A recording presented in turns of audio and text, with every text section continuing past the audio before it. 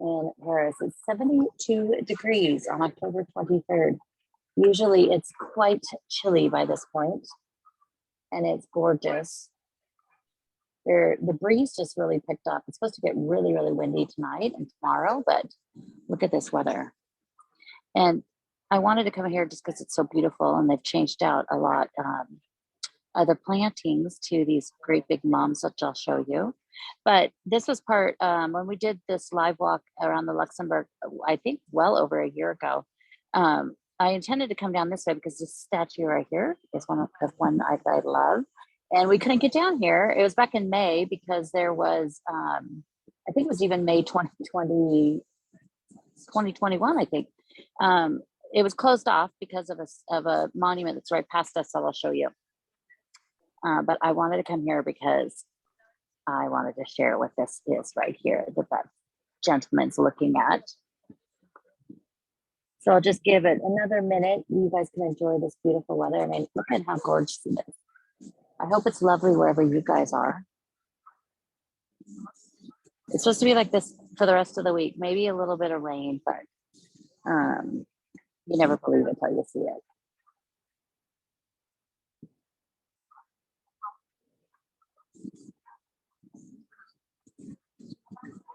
But it's full. There is a lot of people here today in the Luxembourg.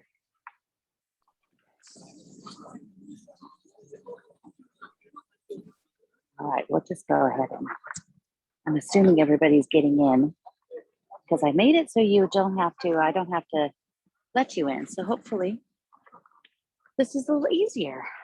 So I wanted to share this one because I love this one because, well, some of you will know instantly why, and I'll tell you who one of those masks are. But this is the mask seller, and it's a statue done by Zachary Astrou, and it was done back in 1886.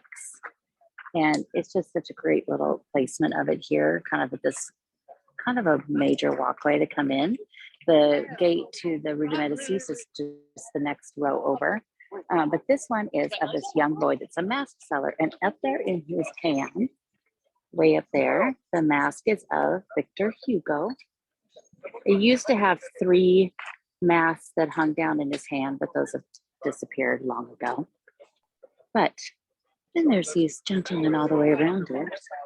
And I'll take you to the one that some of you may know very well. So this first guy here is Carpeau. He is a sculptor. He's got a very distinctive, very Napoleon III face. Next you have Fauré, who was a composer. Does anybody know that handsome profile right there? That's right. Who do you think it is? Eugène Delacroix, of course. He's all over this park.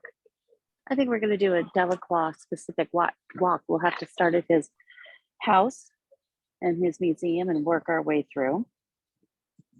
Then right next to Delacroix is Henri de Balzac.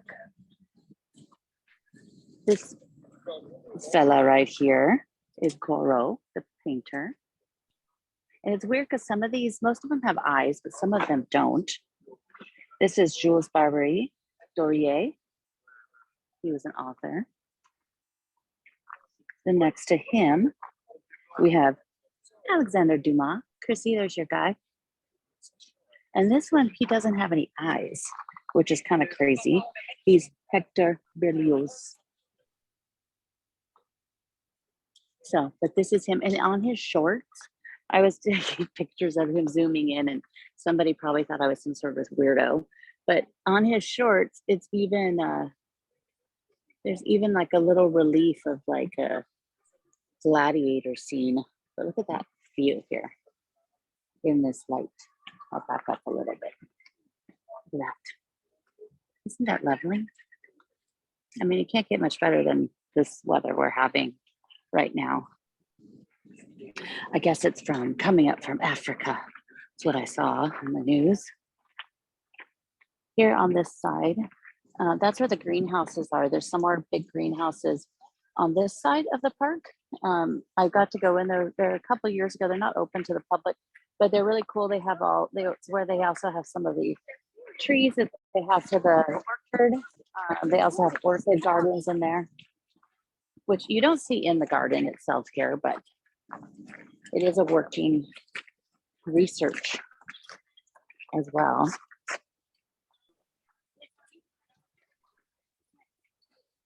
And so this is when we tried to come here a year and a half ago.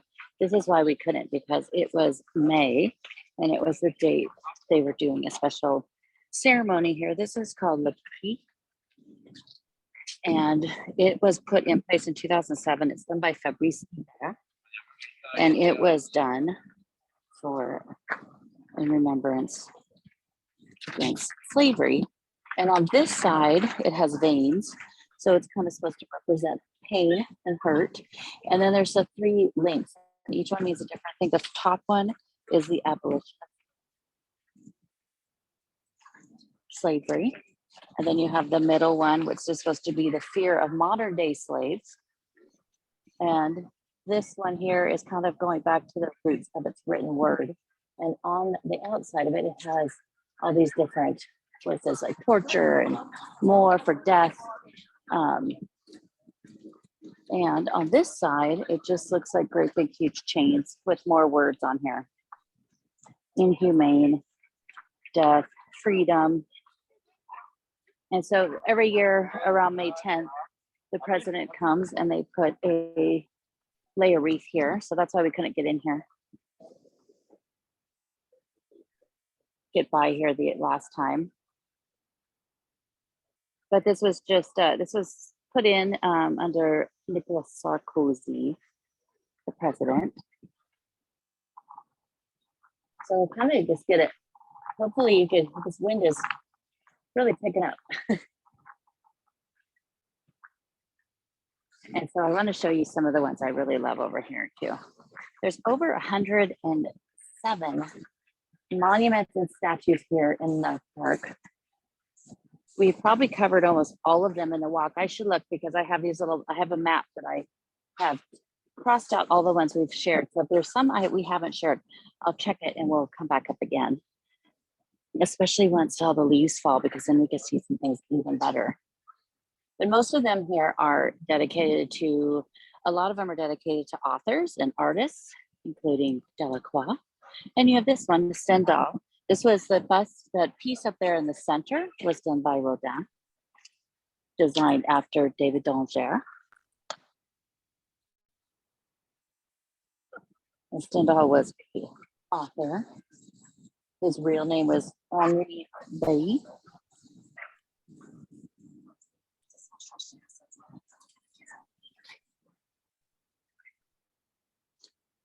And coming up over here, we have the lovely Jardin. And Jardin was an author. And she changed her name to Jardin because at the time, women could not be published. She had a lover, and his name was very close to Jardin, so she took his name. And she was one of the first female writers to ever be able to live off of the profits of her writing.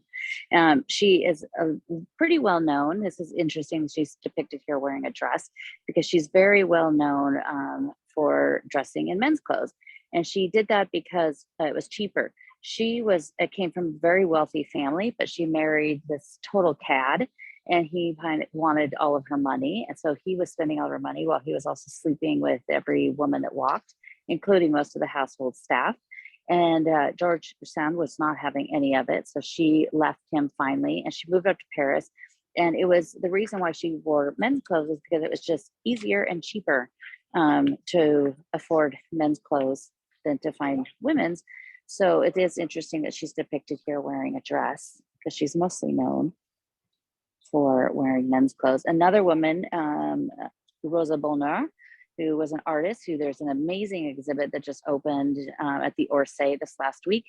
And I went the other day and I still need to share all the pictures about it, but I think I took about 300 pictures inside there. And it was absolutely amazing. Both of these women are known for dressing in men's clothes. Rosa Bonheur did it because it was easier for her because she's known as an animal painter. And it was easy for her to wear men's clothes, pants and and to dress that way because she was mucking around in stalls and on farms, and it was just a lot easier to be wearing pants. But back then you had to have a permit to do that. So you actually had to get a permit as a transvestite, is basically what they called it, to be able to wear pants. And it was only back in I think the 1970s that they finally got rid of that law. So all of those people that were wearing pants until 1970s were breaking the law, all those ladies. But I don't think they really ever enforced it. I should look and see if they ever did, even way back then. But George Sand was amazing. We did a podcast about her and Rosa, and George Sand's love life was even more amazing. She had an affair with Chopin, Alfred de Musset, who she also had a love affair with, and Delacroix knew her because he painted her. So check out those. I'll try to put those links on this for you guys to check out because they're both really interesting. So in this one, I love this one because if you know the movie Roman Holiday, this might look familiar to you. So the scene when Audrey goes up and Gregory Peck tells her to put her hand in there. This is basically what this is. This is La Bocca della Verità. So it is basically about if you put your hand in there, if you're lying, it bites you. So this is by Jules Blanchard. But I just love that because I love the Roman holiday reference. So these beds, they have not changed out yet. And those flowers, they'll probably get to these next because they're starting to look a little not so good. And they don't usually let anything go here that makes it look like they're going to die. I bought some dahlias the other day. They were very expensive, which I didn't realize when I got them. Ridiculously stupid expensive. And it was about $40. And by the next morning, they were shriveling up and dying. I was quite upset. And I had lots of people tell me to put hot or warm water in there, but it didn't help much. But I'm very sad. I'll stick with my lilies that last a long time. So this one over here, let's go around this side, show you this because I just love that tree, how pretty that tree is. There's lots of people. I should have brought a bottle of wine with me. There's a little pigeon house over here, which I don't know if that's a good thing or a bad thing. It's nice to give them a home, but there is a lot of pigeons. I'll take the pigeons over the rats, so any day. I was in the Luxembourg or the Tuileries the other day. Last Sunday after our walk, I was walking back through the Tuileries and I stopped to take a picture of a statue, and it was a marble statue. And I was like, oh, look at the little no, that's not a squirrel. And it was a rat climbing on the statue, and I freaked out. And then I went a little further and saw another one just running across the wide open path where somebody was sitting. And I was like, yep, I'm out of here. So this one here, if you kind of see it, this one is for Le Comte de Lille. He was a poet. This is really pretty. There's a bust of him up there with an angel with her arms around him. He was a contemporary of all those guys we just saw in the Masked Cellar.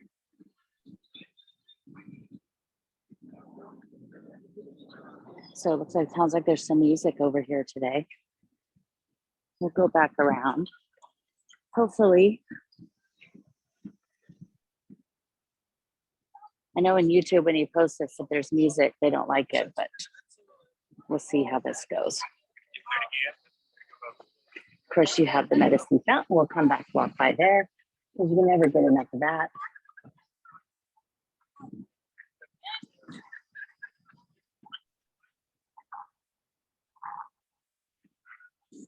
Getting a little cloudier. This morning, it was all people working out here. There's people running and yoga and Tai Chi and everything in the park. There's also the ones. It's like a little kiddie dance party.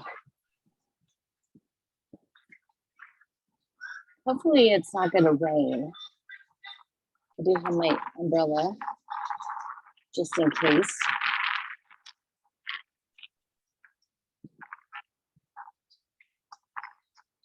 I'm going to head down here, brave the crowd for a bit.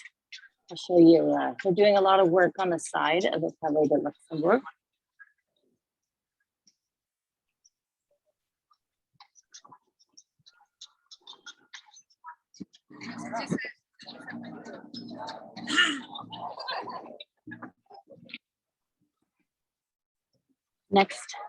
Next week at this time, it's going to be dark. To change our clocks next Saturday night. So Sunday is going to be darker. So I'll figure out what we're going to do. See what it's going to be like. Maybe we just have a little nighttime walk.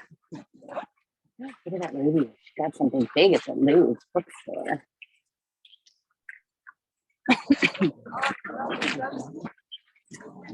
Some of these that they just planted, all those mums, there's yellow ones just like last year, yellow and kind of burgundy colored ones. But just like last year, the burgundy ones haven't opened yet, but a lot of the Louvre ones have, or the Louvre, a lot of the yellow ones have. So here's a few more of the statues. This one is the god Vulcan. Look at that sky.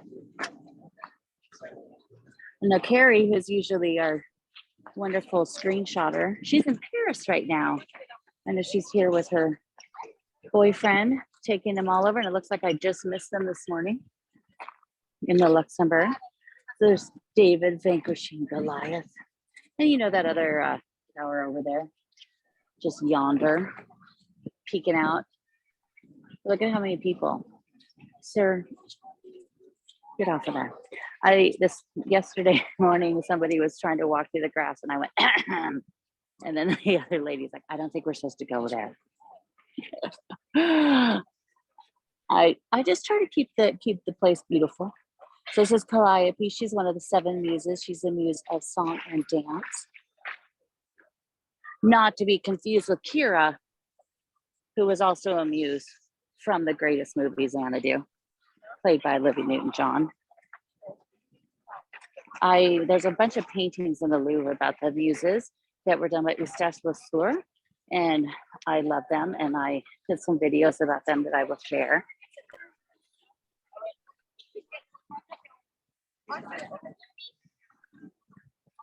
But this morning they had quite a few big boats in there. I took some videos.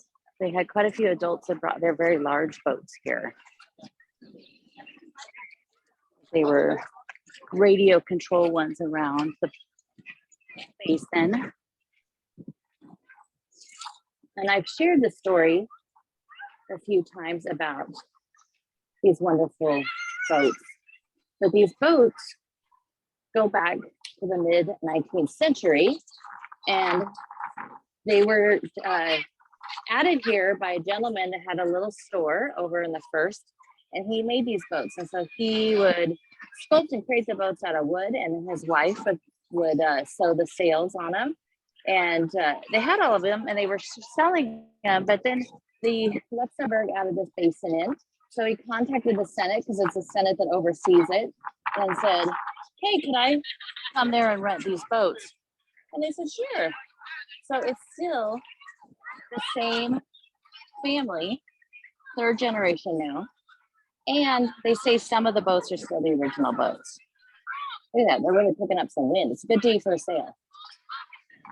But look at that, look how cute. You do want to be somewhat careful. If you're walking too close, you're not supposed to be sitting on there, because the kids come around, and they come around with their little sticks and just about kill you. So you have to be somewhat careful, because I've gotten whacked by a child with one of those long dowels before.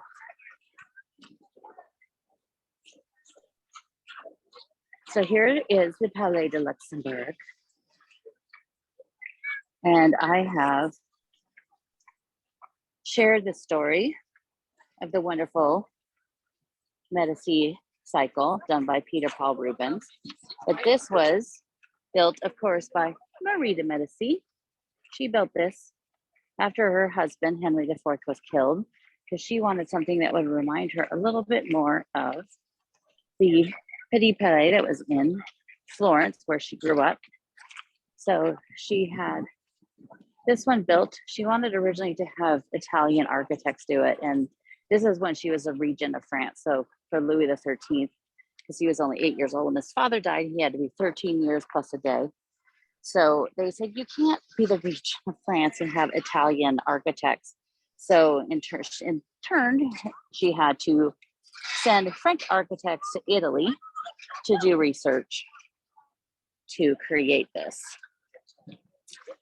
Inside, it's completely different from how she originally had it, except for one room that's kind of up straight ahead there on that middle floor, the French first floor, which has the painted slanted or slat ceilings and some very large paintings of herself.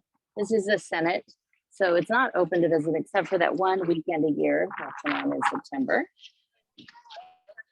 But when her son was 8 and she served as his regent, he turned 13 and he should have been able to take over, but she didn't think he was ready for it. She didn't really want to give up the power. She kind of liked it. So she held on to it until he was 16. And the only reason she gave it up was because he took it. He ended up having Cardinal Richelieu and some other pretty powerful men that knew that if they kind of got rid of her, they could control a lot more because of Louis XIII.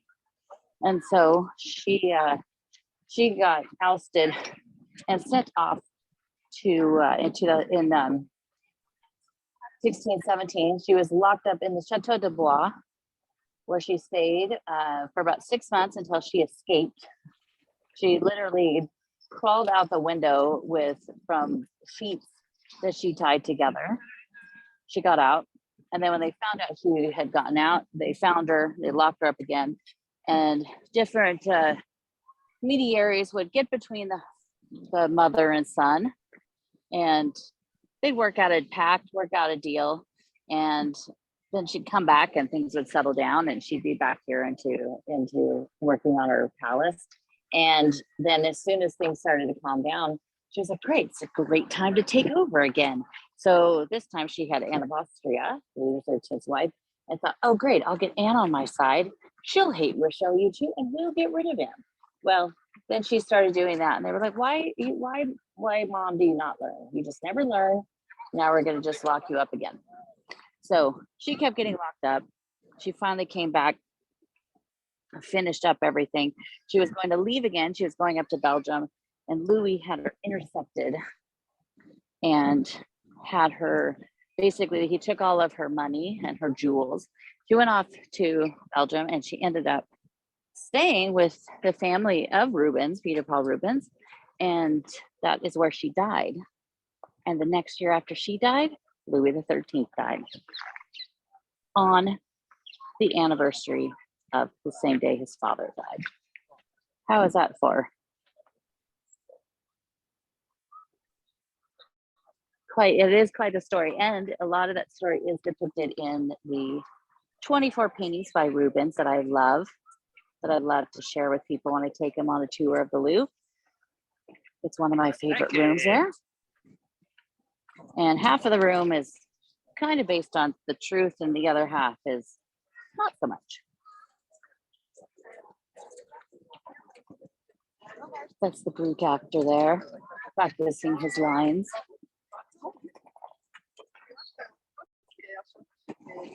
But even with this wind, it is still warm. So now you'll see, I did a little video here yesterday that I posted because it was so lovely in the morning and nobody was here. And now you have these immense, gorgeous mums. How cute she is in her little red leather coat. So the yellow ones are opening up, but the burgundy ones are not. But this is one of the best little spots in all of Paris to sit So she had this. If you have been to Florence, you definitely can see. We'll walk back there. You definitely can see the very Florentine influence there on the back. I'll wait till the slippy goes by. What I do love here is these swags, these ivy swags, how they have them and how they have them grow. Look at this. People reading. I love it. Reading books. There's another book. There was a gal yesterday sitting next to me reading Notre Dame du Paris, which I loved.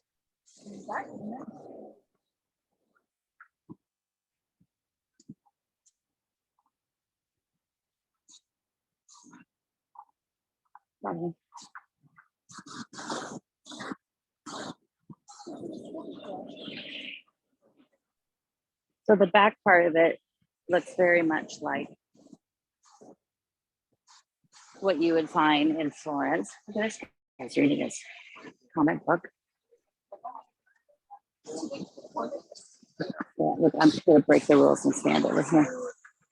So when this was created, it was just the whole back piece, and it was out into the road, which is where Rue de Medici is now. But it was back there about 100 feet back that direction.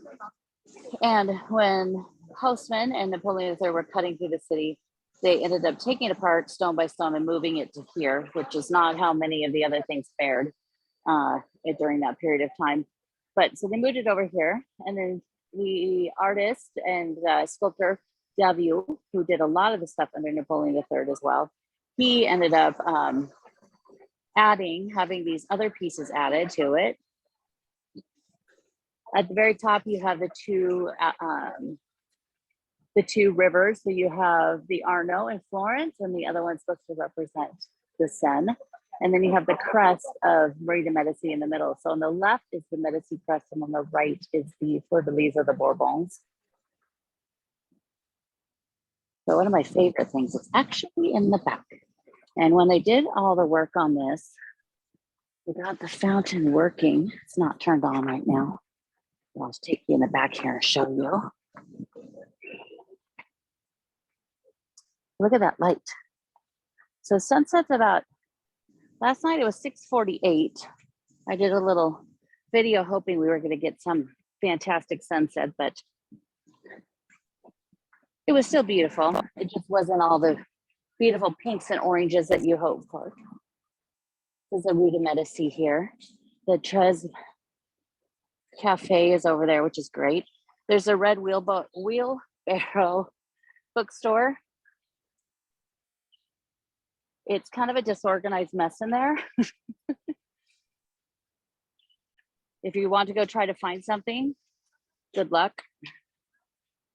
But here is the back of the fountain. So when Daviau had this moved, they had this other piece that had been part of another fountain, because under Napoleon I, they went through and added a ton of fountains into the city because there wasn't a lot of water for people to get, and because of some of the aqueducts had been destroyed.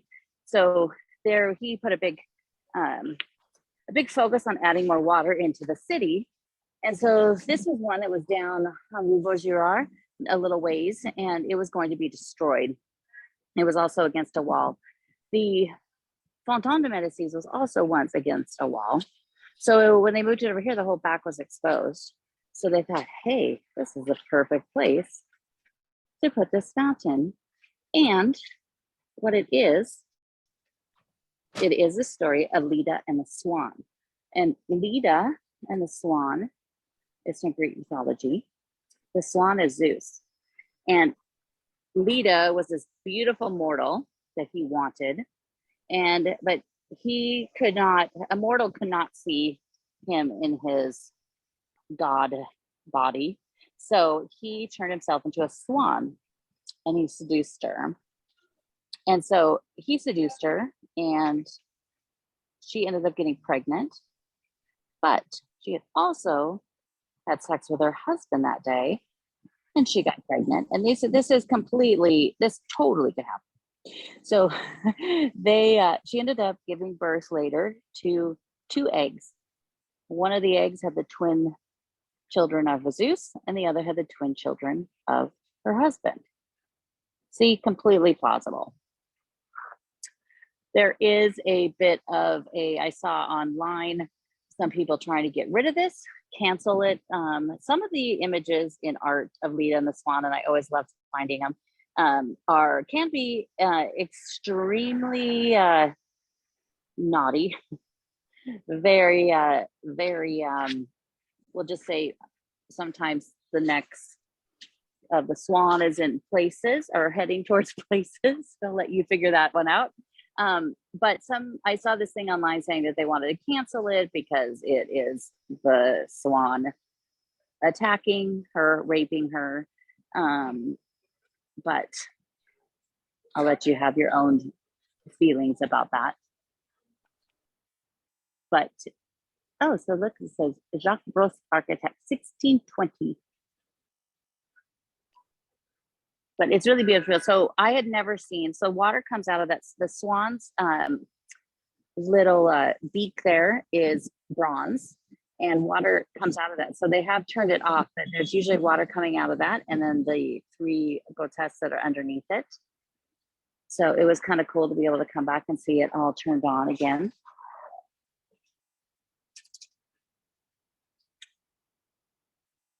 There are also tons of different plants and trees inside the garden, and you'll even find some of these little plaques that mention and state what the trees are. There is an American oak here in the garden that's planted right next to where the Statue of Liberty is on the other side. Walk down this side again. Look at all those people with books. I love it.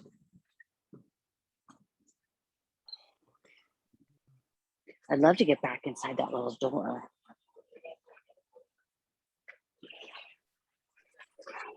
My grandparents came here. My grandpa has a few pictures that he took from right here when he came.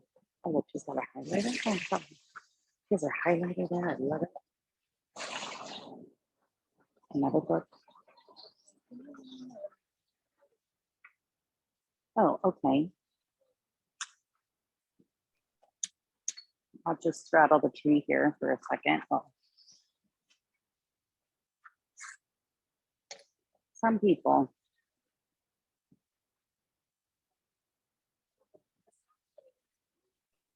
I'll show you this side instead of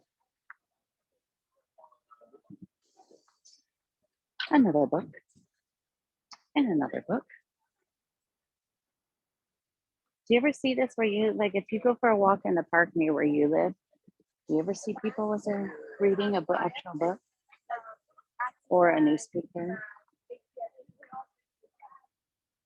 Do they even make newspapers anymore in the States? My grandma still always took hers, even when they changed it to 3 days a week, but then they would still deliver it to her 7 days a week. And she complained because she mostly wanted so she could do the puzzle, she called it. But she complained because it got to be like it was 4 or 5 pages and much smaller. It had shrunk in size. So this that you have here is a monument dedicated to the students that fought in the resistance. And they also, a lot of these monuments and statues that are here in the park, they yearly on a big anniversary come and lay flowers here.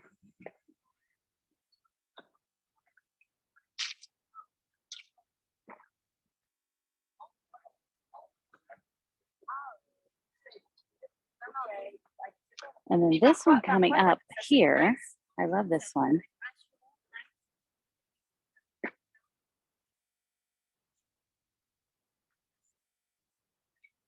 This one is Henri Mouget.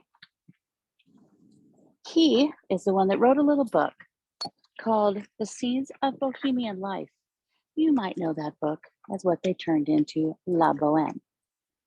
And I love this, I love all of the bronze flowers that kind of go around it coming down. And so here you see there's a tree with another plaque on it, but you're not supposed to walk out there. So you can't go and see. They do have a map up here that has some of the information for trees. But here, so they're doing a lot of work over here. It's going to take 2 years to do all this. It's going in 2 phases. There's the front phase, then this was all just added in the last month. And then when that gets finished, they'll do this whole side. So you have to keep, there is a law here that if it is a building of a certain period or a certain distinction, you have to basically do that and restore the facade every 8 years. So that's why you see so much scaffolding up. A lot of people keep saying that it is for the Olympics. And yes, well, some of that is true that they are getting ready for the Olympics. It's not all about the Olympics. It's just kind of your standard. These are the things that they have to do in Paris. So we could keep these things going, especially these buildings that are, 300 or 400 years old. So I thought I'd try to go up here. I don't know, there might not be a space. We could go up here. And if I find a place to sit, if not, we'll just go back in the park. This is the Rue de Medici. This street has some of the best doors in Paris.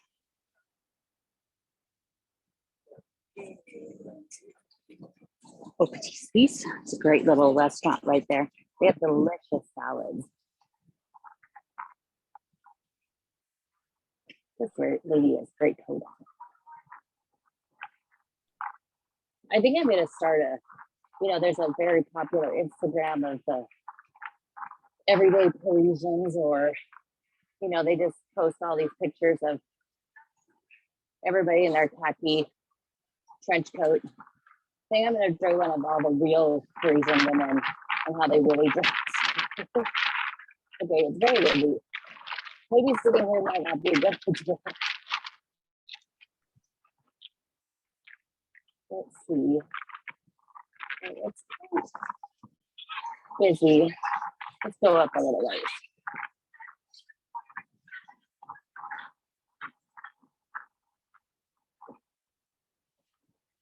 Look at this door. This one, I probably have 100 photos of. Look at this.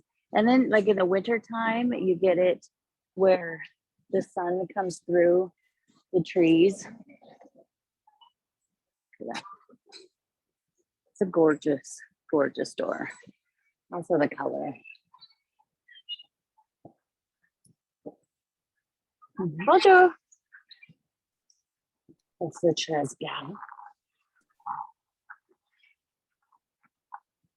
Look, you did. Puppy.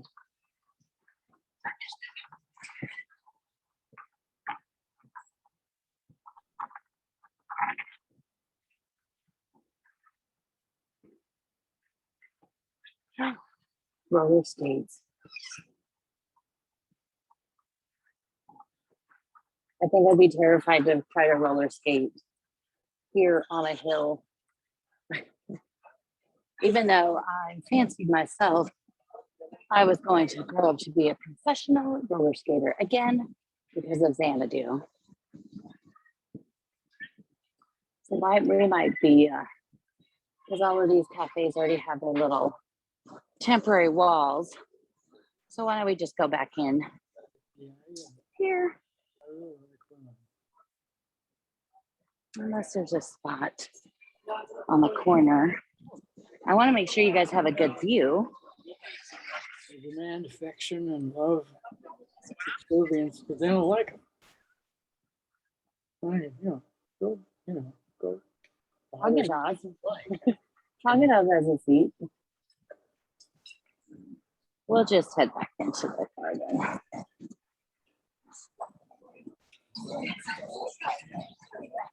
Got the other side of it. This is much different when I came through here hours and hours ago.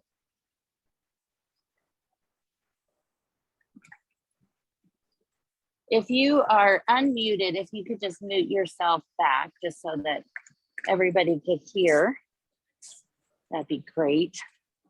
Sounds like I'm hearing some noise. Uh-oh. Okay, this gate.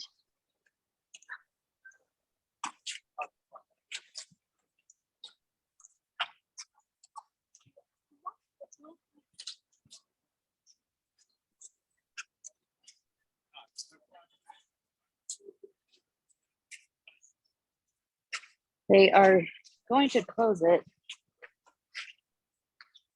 shortly. So in the next half an hour.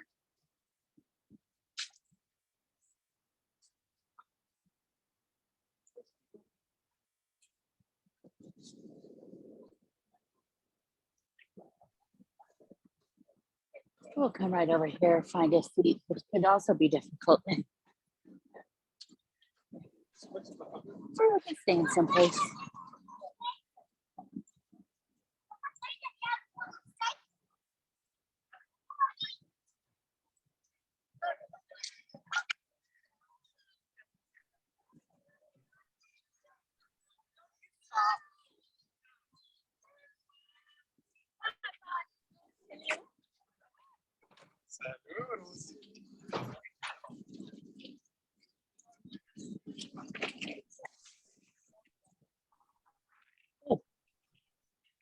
We'll find a place.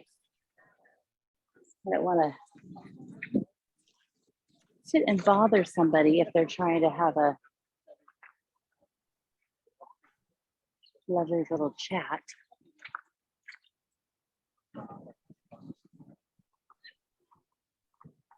Yesterday, it was so lovely out, and I just spent the whole day walking around. It was absolutely fantastic. I don't think I said a single word other than maybe ordering something. I just wandered around. I got to go into the École des Beaux-Arts because it is the Art Basel this weekend. And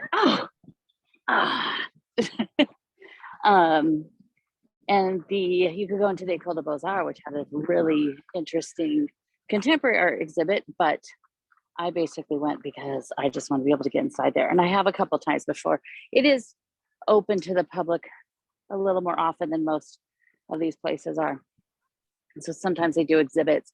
And if you just want to get inside, you don't really care about the exhibit, just go in anyway, because it's a great excuse to get in there to see it. Look at all those chairs up there. Or should I just walk up here? Right. I think they'd mind if we took a stack of chairs. I do a little dance. Look at those. So sometimes you come up here and they have, they are doing, there's a big band and there's music. So we could just stand up here. Look at that view. How about that? Need to have a second phone so I could do this. Take pictures at the same time. But yeah, so it's anybody, does anybody have any questions, or are you coming to Paris soon and you have some questions about what to see, what to do? Lots of exhibits just recently opened, and there's vacations are starting for 2 weeks for the kids. So there's going to be a lot of kid stuff going on in the city. Pretty great week for them to be off when it's so nice. But I don't know. I don't think I could see. Could someone put a comment in the chat, and I'll just see if it comes up as like a test? I just added in a comment, Claudine. It's Chrissy. Okay. Yeah, I don't see them. Darn it. Do you want me to read them? Sure. So the first one was, it was me. It says, what would you recommend for a winter trip when the weather is off-putting?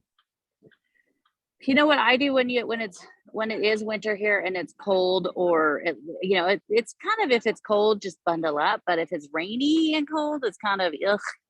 That's when you just go inside everywhere. So like days like this, when it's so beautiful out, I don't really want to go inside, especially when it's those first days of spring or the last days of fall.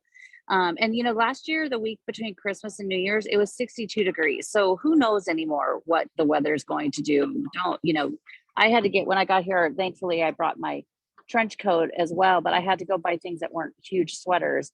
And then again, in March, when I got here, it was 32 degrees and snowing all day, and I didn't have sweaters with me. So who knows anymore, but if it is really cold, that's when you kind of go into the museums and bundle up in a cafe. One thing that's going to change this year for the terraces is they are no longer allowed to use the heaters. So sadly, it is going to get a little cold on those terraces when I usually never sit inside restaurants. I always sit outside. So it's going to be kind of a bummer because you can't sit, you're just going to have to be really bundled up. A lot of the cafes have blankets that they'll give you. So you can still be warm, and it's going to be interesting. I don't think that's going to deter a lot of French people from their terraces. But if you are going to be here in the winter and it's pretty cold, that's when I would just plan lots of stuff inside. But also, if it isn't, and it's a day like this, but it's still cold, just walk around, because what I love about the winter is the trees are bare, and so you get a whole different view of architecture. Even when you stand around the Medici fountain, you could then see, when you're sitting there, you can see all those buildings, those Haussmann buildings that are on the Rue de Medici, and it's just gorgeous. So, if it's a day that's not too cold and bristly, who knows? I mean, if it does snow here, it's not usually, it doesn't last very long, except for a few years ago, but it's still always, I love coming in the winter. So this year it's going to be a little, it's supposed to be a little difficult because they're having an energy crisis because of what's happening in Ukraine. Yeah. So they're really going to try to limit some electricity in some of the buildings, which, if you're coming in an Airbnb or hotel, depending on the age of the building, the older buildings, they don't really have a way of doing this, but some of the newer, so say, 20th century, those buildings, they could control the heat throughout the whole building. So they'll actually turn a thermostat on and off of, like, if all of a sudden it was cold today and they haven't turned that thermostat on the building, those residents don't have heat. And so they're actually lowering the heat in those this year, so people can't turn it up higher. So, if my grandma had been here, and when she liked the rooms to be about 85 degrees and sweltering, she would not be happy. Well, speaking of heading inside, I know Sharon and June are looking forward to touring the Louvre with you, but also Angela was asking, moving a little forward into the spring, which is your favorite time to visit in the spring? Is it March, April, or May? April, just because that's the best month of the year. I mean, that's my birthday and Delacroix and Marie de Medici's birthday. But I think April, like, especially if you want to kind of see the cherry blossoms, which, it's, for years, I kept missing I think the first spring I got here, mid-April, end of April, I got to see them. But since then, they just keep getting earlier and earlier blooming. So, sometimes they start end of March, if it's been a really warm. I think this last year that February was like crazy warm and nice. So everything started blooming earlier. So, if you want to come, because it's really beautiful to see all the cherry blossoms, especially like, in that park that's below the Institut de France, there's some great spots to see the cherry blossoms.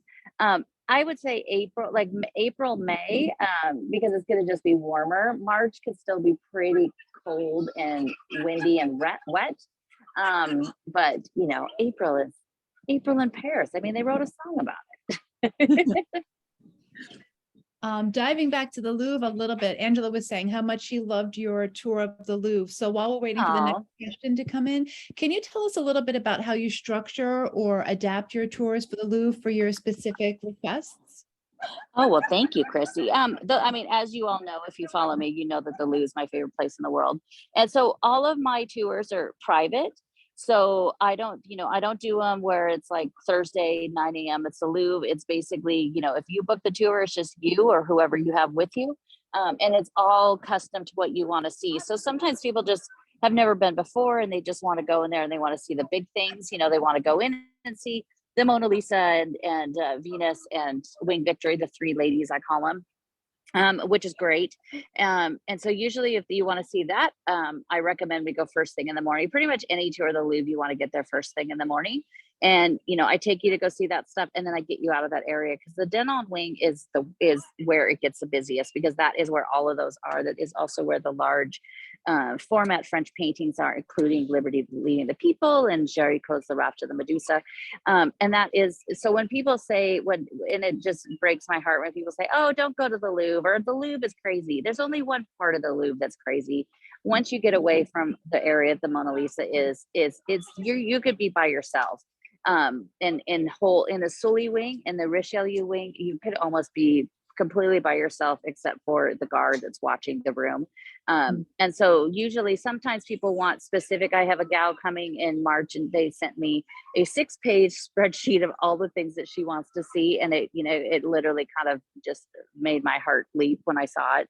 I just love that they are very in tune to what they want to see. But some people just, they just say, show us the, your favorite things, but it is kind of nice, because most of the tours that you go in there, that's all very, it's all very structured to, they do the same exact thing. They show you the same exact thing. And so the way I do it, it's all very specific to what you want to do and what you want to see.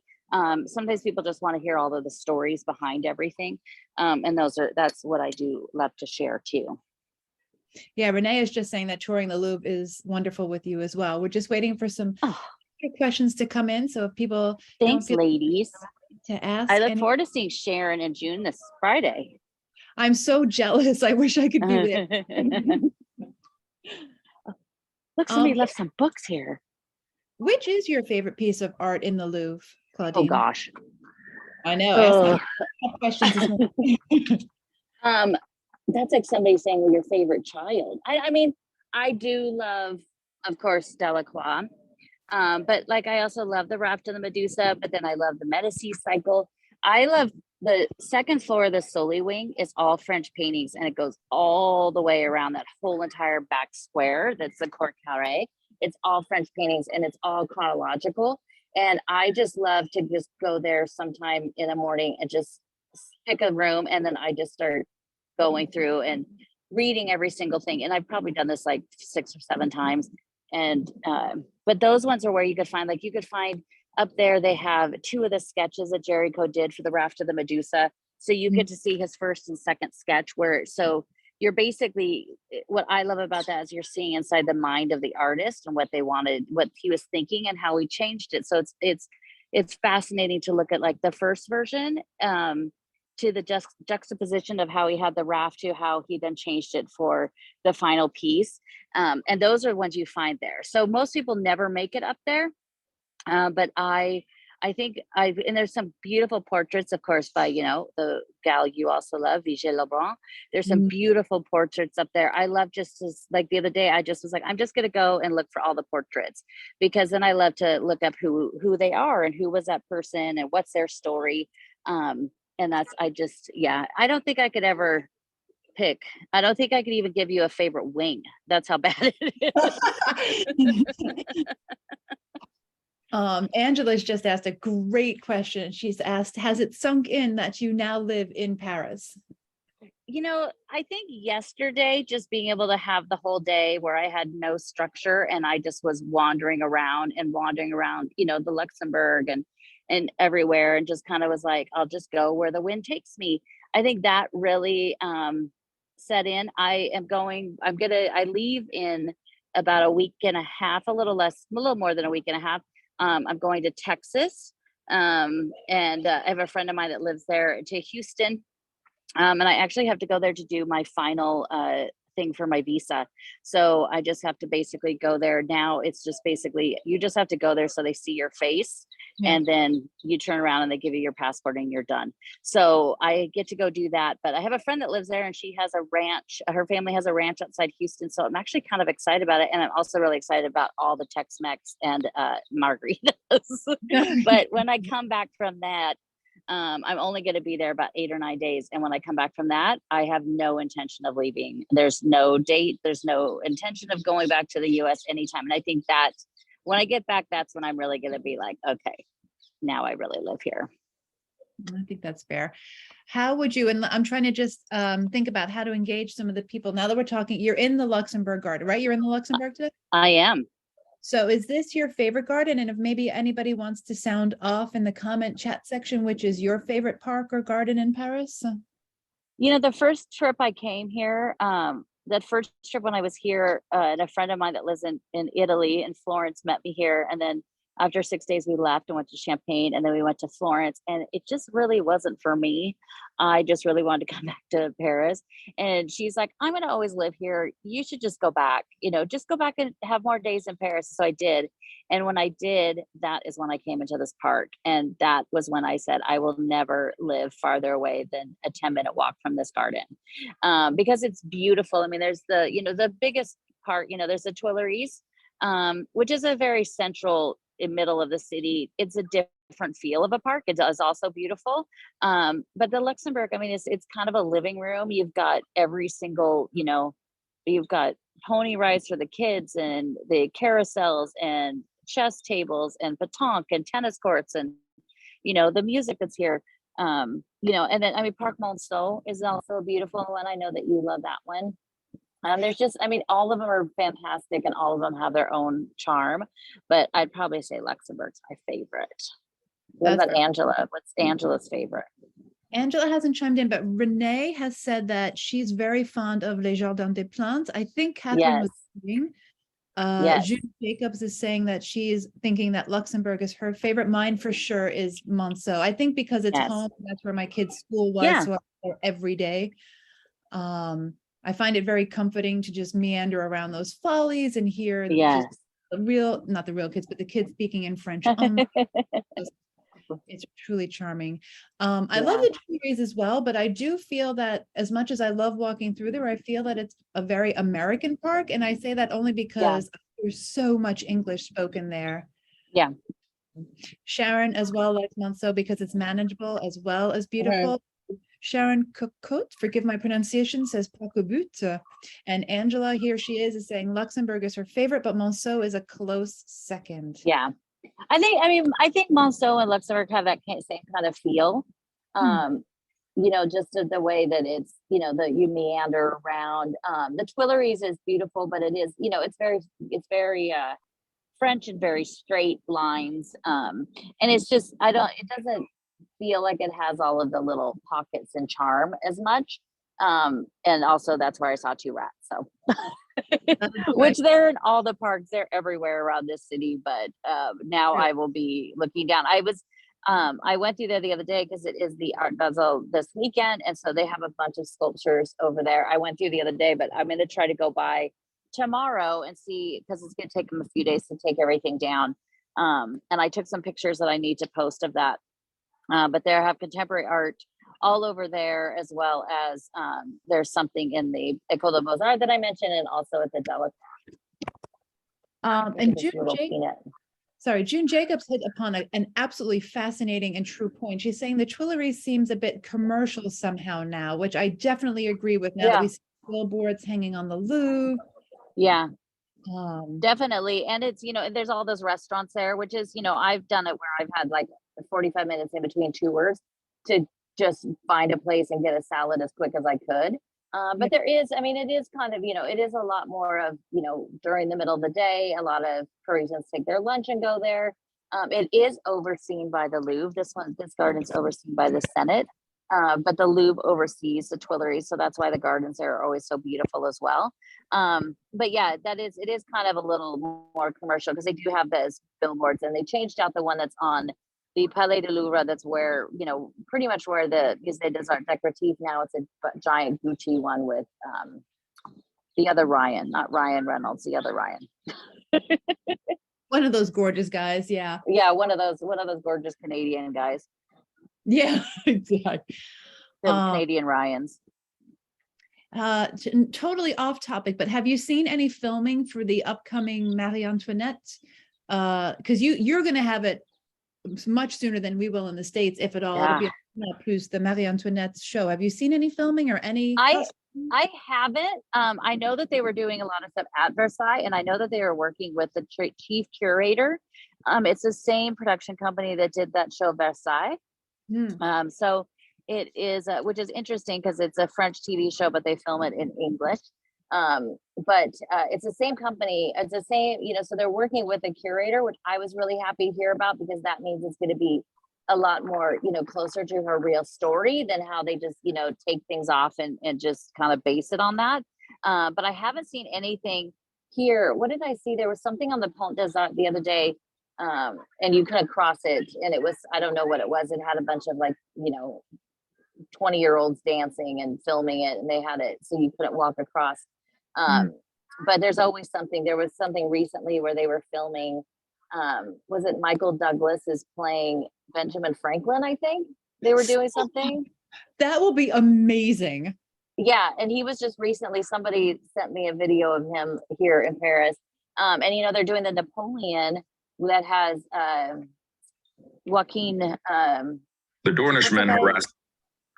The River. What's it? He played the Joker. Joaquin Phoenix. Yes, yeah. He's playing that. He's going to be Napoleon. Oh, that'll be a good year. I think that one's coming out in 2023 even. So that'll Yeah, I'm excited that there's going to be all these French history pieces coming out. I'm still waiting for the one on Lafayette. I can't believe I that know. has not been done yet. He's so especially for America. Yeah. Because So here they really don't know about him as much as they do in America, and a lot of that's because of Hamilton. But the the French don't know him as well as America does, so it is kind of surprising that they haven't done that. and it's so funny because over there, Lafayette is the one that created the National Guard, all of that stuff that we did adopt in America. It was created there first. So I'm shocked I don't know as much, but he might be my dream boyfriend. If I can't be in France, I'll have to take Lafayette, Well, we know Angela would feel that way too. You guys will have to fight over him. This is kind of the perfect spot because it's that those trees are blocking Montparnasse Tower. Yeah, Chrissy, I'm sorry, but Lafayette is mine. All right, I'll concede. One of you could have him in Paris and one of you could have him in the States. Speaking of Lafayette, his house where he lived with Adrienne is a hotel, and they actually have a plaque where they welcomed back the fighters from the American Revolutionary War. It's under construction right now, but just cool guy. Yeah, anything about Marie Antoinette, I will find where that chick was. Yes, for sure. You guys should definitely go. The two of you should go out there. Yeah. So Chrissy, I tried to go to Picpus when I was there whenever I was there, October, I was just there. And unfortunately, I got there in the morning and it doesn't open until 2. Oh, man. Keep that in mind when you visit. I'm going to go someday, but it doesn't open until 2 in the afternoon. That is amazing. Thank you. I'll try to get out there. We could do I'll try to get out there and do a video for you. That would be amazing. That would be wonderful. Yes. And I think it's one of the few places, I know in Normandy as well, but I think it's one of the few places where they keep the American flag level to the French flag, if I'm not mistaken. I might be mistaken. I think so. No, I think you're right. Yeah. So. Very cool. Look, I'll say, see how my hair is held up in the, wind. I'm just here on the edge. So there's the Medici fountain over there. This bench for some reason is really into the ground. So it's not very far off the ground, but it is lovely today. So next week it's going to be dark at probably 5:30. So we'll see, which means we probably are going to be good for some light. So now I have the camera in but I will figure out something. I don't know if I want to take us to a cemetery because it is close to Halloween, but I don't know if I want to take us to a cemetery and get locked in again and it also be dark. I'll show you guys this park instead. But we'll figure out something fun to do and also keep an eye on the weather. But even if it rains, we'll still do it. We might just do it so we go inside. I'm gonna when things slow down, because in November everything starts to really quiet down here as far as tourists until that week of right before Christmas. Look at the sun right there. So we'll try. I'm gonna want to take you into some of the other smaller museums and stuff. So I just have to check to make sure the signal works. And then I could take you guys into, so if you guys have some requests on some different cemeteries or museums or any of those things you want to see, we might have to alter it to do it a little earlier depending on the light, which is not so fun for the West Coasters, but I wouldn't do it too early. It wouldn't make you get up at 5 in the morning. No, thank you for doing this. This is always such a pleasure to have something to look forward to each week, truly. Thank you. Thank you. This is a easy one too. This was an easy walk. Last week was quite the trek. Was quite the walk for Marie Antoinette, but that was fun. Wasn't that last week? That feels like weeks ago. Well, before we turn off the comments, there was a request that came through. It was Musée Clemenceau. Oh, yeah, Clemenceau. That is a small one. That is a great one. I do love Clemenceau, the tiger of the Senate. He was good friends with Monet, and that is why you have the water lilies at the Orangerie. Is because of Mr. Clemenceau, because he was good friends with Monet. And Monet had said to him at one point, I think I want to do this Grande Decoration. And he said, so then Clemenceau convinced him, oh, well, maybe you should give it to the States. So he gave it to the States at the end on that final day of World War I.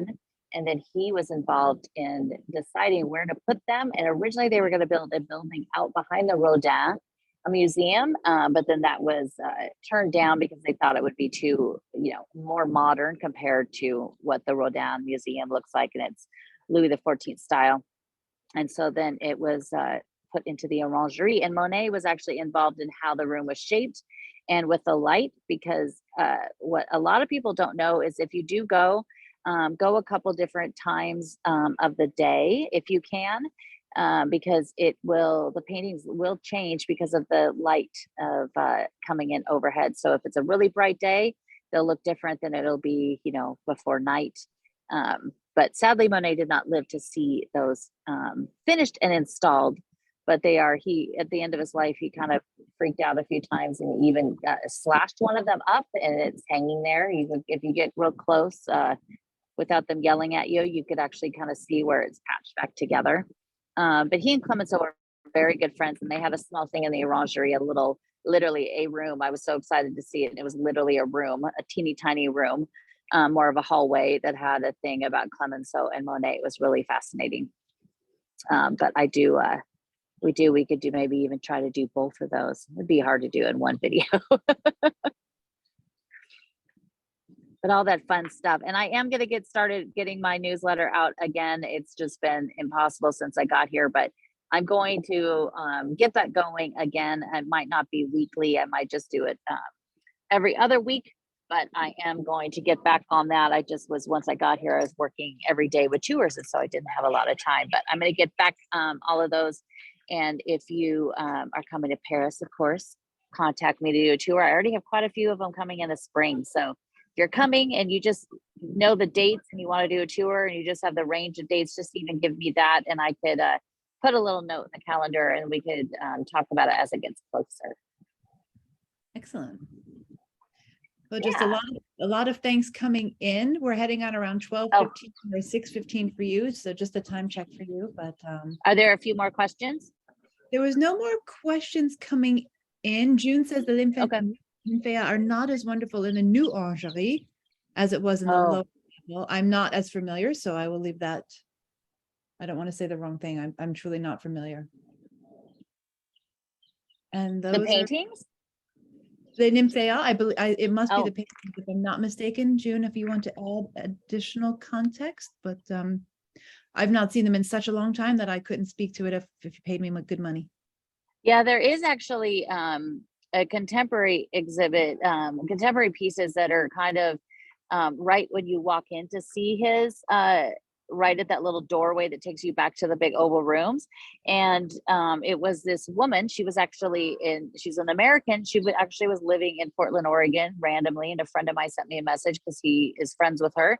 And she basically did a thing where she stayed out there and kind of watched the garden at all the different times of the day and different seasons and took a bunch of photos. And she kind of did almost this mosaic collage of the garden. which was, it's kind of interesting and randomly that she was from Portland, Oregon. But they're trying to do that a lot with the museums right now. There's something at the Orsay that's by Wiley, and he is the one, or Wiley because he's American. He is the one that did that great portrait of Barack Obama in front, sitting in a chair in front of an ivy wall. And he did these pieces that were from the Venice Art Festival, and it is one is a very, very large painting, and it is he does things that are inspired by pieces of art. So he does one that is basically inspired by the woman bit by a serpent, which is a fantastic sculpture. And it is a young man, but he is wearing a bright yellow t-shirt with Louis Vuitton emblems all over it. And then there are two huge sculptures as well. And a lot of us that are the, us old art lovers don't love it. And there is starting to get, I think it's really creeping into the museums here, as far as with fashion, but also just big companies. So when you see this, and I'll post a picture of it, you see this, you just see the bright yellow t-shirt with all of the huge Louis Vuitton logos on it. And, it's starting to get in where these museums want that money. But it's getting to be a little, it's going to start to blur the lines a little too much. And I think, they're also trying to get a wider range.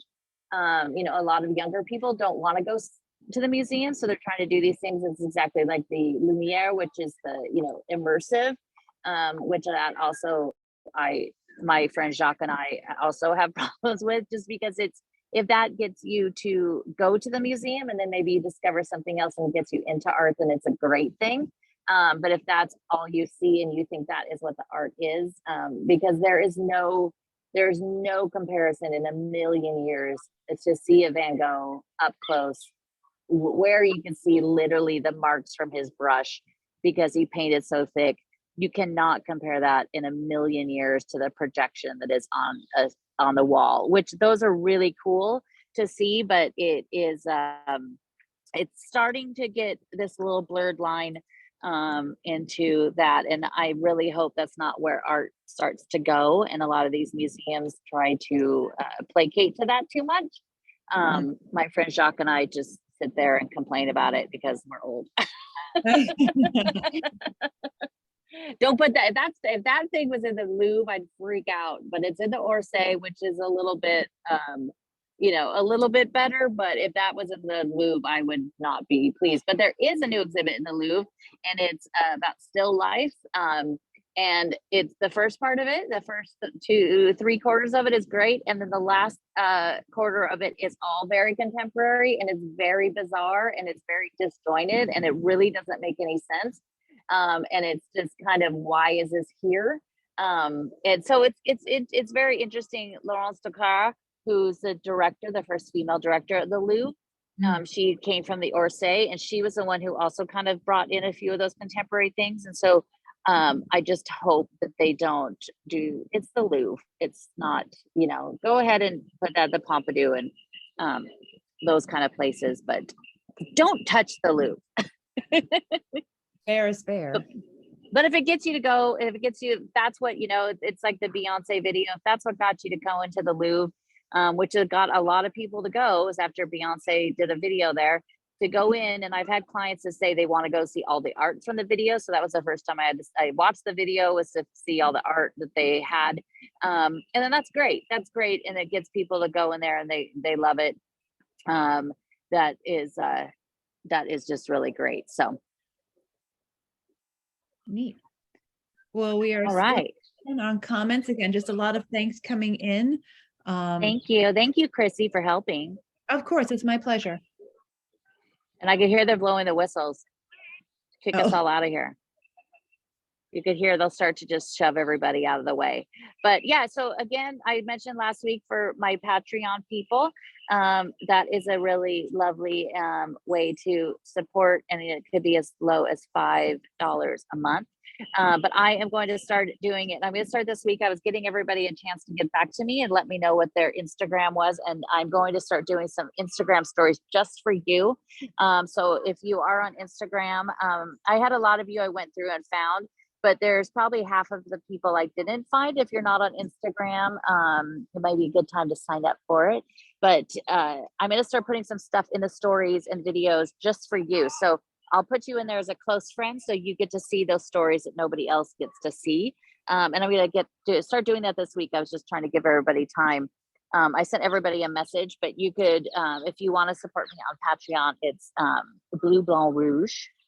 And if you want to leave a tip or anything today, you could do that either in my Instagram profile or Venmo, Claudine at ClaudineHemingway.com. But I also just love that you could all be here, and thank you so much. Perfect. And then on the side, I'm texting you. A couple of people have added their Instagram Great. chats. Great. So I just saw that. Uh, Perfect. And hope maybe I'll have to do a test. I'll keep looking to see, because I just don't see any of the comments or anything on here when I'm on this, which is kind of screwy, all which is good. too bad. But We thank got you, Chrissy, for helping. It's my pleasure, truly. And it's a lovely to chat to you. It's always lovely to get to know many of the Paris lovers. And it's so good to see everybody. And thank you guys so much for joining and supporting. And even if is just with lovely messages, then I appreciate that. Here it comes. It's coming to yell at me. Or calling everybody.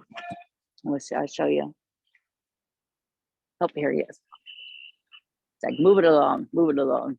So they closed most of the parks. Years ago, I was like, oh, that's perfect. I'll go into the Luxembourg and watch the sunset over by the Eiffel Tower. Then I realized they don't let you do that. See? So, all right, guys. Well, I'll get you out of here before they arrest me and throw me in jail for being in the garden. And I will see everybody next week. And make sure you follow in my Instagram stories. I've run into a couple people this week, friends that follow me here in Paris, and they always say that they can't believe how much stuff I do that I post in the stories. And I told them I'm only posting probably about an eighth of what I actually do each day.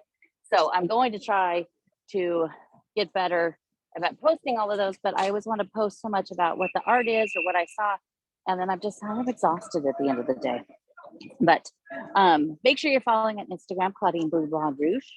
And I will hopefully see you. Look, here's a lovely view. See you very shortly. And we'll see you soon. Thank you all.